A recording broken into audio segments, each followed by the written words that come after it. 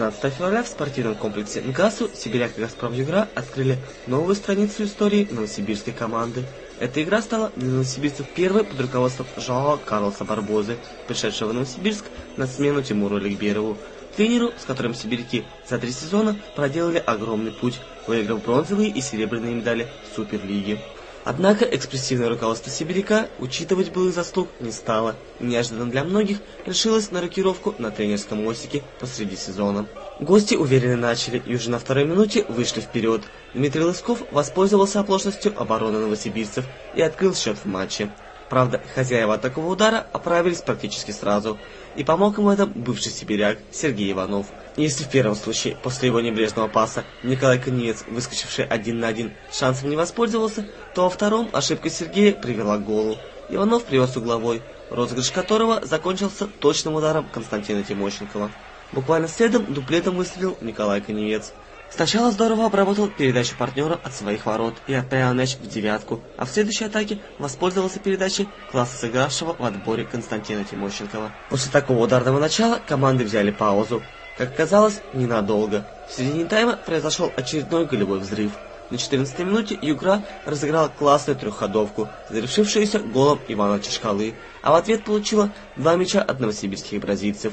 Сначала Пишот первым подоспел на скидку от Умберто и открыл счет своим голам за сибиряк, а следом уже сам Умберто замкнул прострел партнера 5-2. Такой ход встречи вынудил югорцев уже в первом тайме начать играть в 5 полевых. Правда, дивидендов им это не принесло, а наоборот, усугубило положение. Со свистком на перерыв Пишот отправил 6-й мяч в пустые ворота Газпрома. Думаю, что они немного не ожидали такой активной игры с нашей стороны.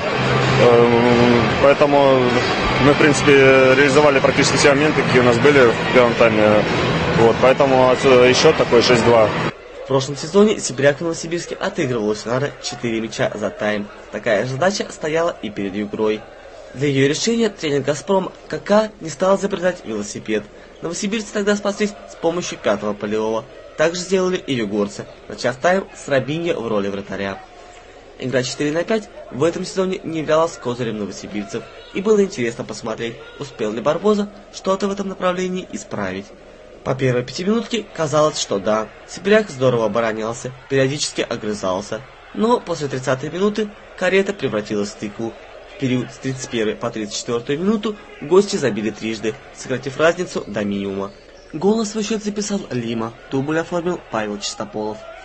Взятый Барбозой тайм-аут временно умерил пыл гостей, но уже через 3 минуты они счет сравняли. Нета провел дебютный мяч в Суперлиге.